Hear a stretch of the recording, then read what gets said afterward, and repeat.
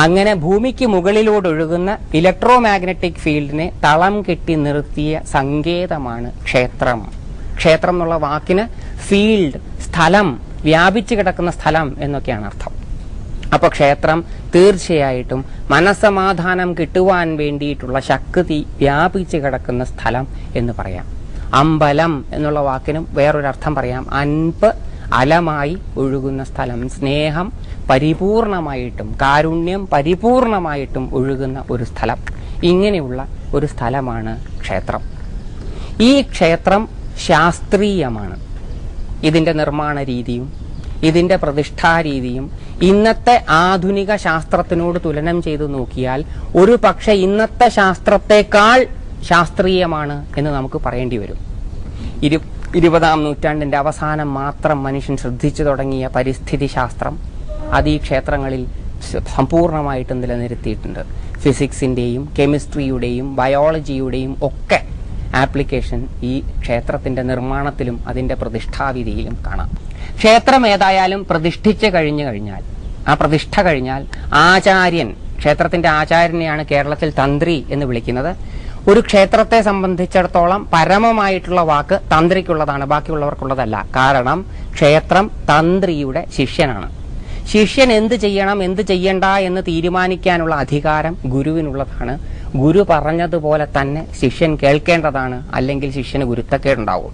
പ്രതിഷ്ഠ കഴിഞ്ഞ ശുഭമുഹൂർത്തത്തിൽ തന്ത്രി ക്ഷേത്രത്തിനോട് ഒരു പ്രാർത്ഥന നടത്തുന്ന ഒരു ഭാഗമുണ്ട്. തന്ത്രസമുച്ചയം എന്ന കേരള ക്ഷേത്ര തന്ത്ര ഗ്രന്ഥത്തിൽ അതിൽ പറയുന്ന ആ പ്രാർത്ഥനയുടെ ആദ്യ ഭാഗം ലോകാനുഗ്രഹ ഹേത്വർത്ഥം സ്ഥിരീഭവ സുഖായന, അല്ലയോ ഭഗവാനെ അവിടുന്ന് ഇവിടെ കുടികൊണ്ടാലും ലോകത്തെ അനുഗ്രഹിക്കുന്നതിന് വേണ്ടിയിട്ടും ഞങ്ങളുടെ സുഖത്തിന് വേണ്ടിയിട്ടും ഇവിടെ കുടികൊണ്ടാലും എന്നാണ് പറയുന്നത്. അതായത് ക്ഷേത്രത്തിന്റെ പുരുഷൻ, ക്ഷേത്രപുരുഷന് ആകെ കൊടുത്തിട്ടുള്ള ഉത്തരവാദിത്തം അനുഗ്രഹിക്കുവാനും സുഖം തരുവാനും മാത്രമാണ്. വേറൊന്നും ക്ഷേത്രപുരുഷന്റെ പോർട്ട്ഫോളിയോയിലില്ല. അദ്ദേഹത്തിന് കോപിക്കുവാനോ ശപിക്കുവാനോ ഉള്ള അധികാരം ഇല്ല. ക്ഷേത്രപുരുഷൻ അനുഗ്രഹിക്കുവാനും ആ അനുഗ്രഹം വഴി ലോകത്തിന് സുഖം പകരുവാനും മാത്രമേ സാധിക്കുകയുള്ളൂ. ലോകം എന്നുള്ള വാക്കിന് ആലോകയത്തെ ഇതി ലോക, തന്റെ കണ്ണിന്റെ കാഴ്ചയിൽപ്പെടുന്നതാണ് തന്റെ ലോകം. അപ്പൊ ദേവദർശനത്തിനെത്തുന്നവരാണ് ദേവന്റെ ലോകം. ആ ദേവദർശനത്തിനെത്തുന്നവരുടെ സുഖത്തിനായിക്കൊണ്ടും അവരെ അനുഗ്രഹിക്കുന്നതിനായിക്കൊണ്ടും ആണ് ഈ ക്ഷേത്രം നിലകൊള്ളുന്നത്. മനുഷ്യന് മനസമാധാനം കൊണ്ടുതരാൻ വേണ്ടിയിട്ട് മഹർഷിമാരുടെ ഉൾക്കണ്ണിൽ നിന്ന് ഉരുത്തിരിഞ്ഞു വന്ന ഒരു യന്ത്രമാണ് ക്ഷേത്രം. യന്ത്രം എന്നുള്ള വാക്കിന്റെ അർത്ഥം നിയന്ത്രിച്ച് ത്രാണനം ചെയ്യുന്നത്, രക്ഷിക്കുന്നത് എന്നർത്ഥം. നമ്മളെ നിയന്ത്രിച്ച് നമ്മളെ രക്ഷിച്ച് പരമമായിട്ടുള്ള മനസമാധാനത്തിലേക്ക് കൊണ്ടുപോകാൻ സഹായിക്കുന്ന ഒരു ഉപകരണം, ഒരു യന്ത്രമാണ് ക്ഷേത്രം. ഈ ക്ഷേത്രം ഉണ്ടാക്കുമ്പോൾ മോഡൽ അന്വേഷിച്ച് നടന്ന എന്തുണ്ടാക്കാനും ഒരു മോഡൽ വേണം. മനുഷ്യന് ഒരു മോഡലും ഇല്ലാണ്ട് സൃഷ്ടി നടത്താൻ പറ്റില്ല. അങ്ങനെ മോഡലില്ലാതെ സൃഷ്ടി നടത്തുന്ന ഒരാളേ ഉള്ളൂ, അത് ഈശ്വരനാണ്. അദ്ദേഹം എത്ര സൃഷ്ടിച്ചാലും അദ്ദേഹത്തിന് പുതിയ മോഡലുകൾ വേണ്ട. അദ്ദേഹത്തിന്റെ ഒരു സൃഷ്ടിയിലും ഡ്യൂപ്ലിക്കേഷനും ഇല്ല.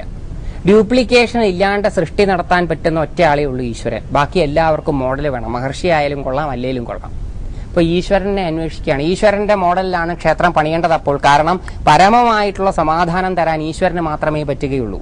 അപ്പോൾ ഈശ്വരനെ അന്വേഷിച്ച് നടന്ന മഹർഷി ഈശ്വരന്മാർക്ക് ഒരു കാര്യം മനസ്സിലായി, ഈശ്വരൻ അരൂപനും അനാമികനും ആണെന്ന്. പേരില്ലാത്തവനും രൂപമില്ലാത്തവനുമാണ്. രൂപമില്ലാത്തവന്റെ മോഡലിൽ, പേരില്ലാത്തവന്റെ മോഡലിൽ ഒരു ക്ഷേത്രം പണിയാൻ പറ്റില്ല. അപ്പൊ ക്ഷേത്രം എന്നുള്ള പരിപാടി ഉപേക്ഷിക്കേണ്ടി വരും. അവര് പരാജിതരായി നിന്നില്ല. വീണ്ടും അന്വേഷിച്ചപ്പോൾ അവർക്കൊരു കാര്യം മനസ്സിലായി, ഈശ്വര സാക്ഷാത്കാരം കിട്ടിയയാള് ഈശ്വരൻ തന്നെയാണ്. ബ്രഹ്മവിത്ത് ബ്രഹ്മൈവ ഭവതി. ഈശ്വര സാക്ഷാത്കാരം കിട്ടിയ ആള് ഈശ്വരനാണ്. അപ്പോൾ ഈശ്വര സാക്ഷാത്കാരം കിട്ടിയ ഒരു മനുഷ്യന്റെ പ്രതീകത്തിലാണ് ക്ഷേത്രം പണിതിരിക്കുന്നത്. മനുഷ്യന് ഒരു ശരീരം, സ്ഥൂലമായിട്ടുള്ള ഒരു ശരീരം മാത്രമല്ല ഉള്ളത്. അവന്റെ സ്ഥൂലമായിട്ടുള്ള ശരീരവും അവൻ അതേപോലെ തന്നെ സൂക്ഷ്മമായിട്ടുള്ള ശരീരവുമുണ്ട് എന്നിവർക്ക് ഉൾക്കണ്ണുകൊണ്ട് മനസ്സിലായ ഇവര് ഈ സ്ഥൂല ശരീരത്തെ മനുഷ്യൻ കിടക്കുന്നതായിട്ടും സൂക്ഷ്മ ശരീരത്തെ മനുഷ്യൻ ഇരിക്കുന്നതായിട്ടും വിഭാവന ചെയ്തിട്ടാണ് പണിതിട്ടുള്ളത്. ക്ഷേത്രത്തിന്റെ ഗോപുരം മുതൽ അകത്തോട്ട് കയറുമ്പോൾ ക്ഷേത്രപുരുഷന്റെ സ്ഥൂല ശരീരത്തിലൂടെയാണ് നമ്മൾ അകത്ത് കയറുന്നത്. ശ്രീകോവിലിൽ നിന്ന് നേരെ താഴോട്ട് ക്ഷേത്രത്തിന്റെ സൂക്ഷ്മ ശരീരത്തെയാണ് വിഭാവന ചെയ്തിട്ടുള്ളത്. അങ്ങനെ സൂക്ഷ്മ സ്ഥൂല ശരീരങ്ങളുടെ ഒരു യോഗീശ്വരനായ ഈശ്വര സാക്ഷാത്കാരം കിട്ടിയ മനുഷ്യന്റെ മോഡലിലാണ് ഈ ക്ഷേത്രം പണിതിട്ടുള്ളത്. ഈ ക്ഷേത്രത്തെയാണ് നമ്മൾ യന്ത്രം എന്ന് പറയുന്നത്. ഈ ക്ഷേത്രം വാസ്തവത്തിൽ ഈശ്വര സാക്ഷാത്കാരം കിട്ടിയ ഒരു പുരുഷന്റെ പ്രതീകം ആയിട്ടാണ് ഉണ്ടാക്കിയിട്ടുള്ളത്. ഈശ്വര സാക്ഷാത്കാരം കിട്ടിയ ഒരു പുരുഷന്റെ പ്രതിപുരുഷനാണ് ഈ ക്ഷേത്രം. ആ ക്ഷേത്ര പുരുഷനാകുന്ന യന്ത്രത്തെ നമുക്ക് അനുകൂലമായിട്ട് ഉപയോഗിക്കുന്ന പ്രക്രിയയെയാണ് പൂജ എന്ന് പറയുന്നത്.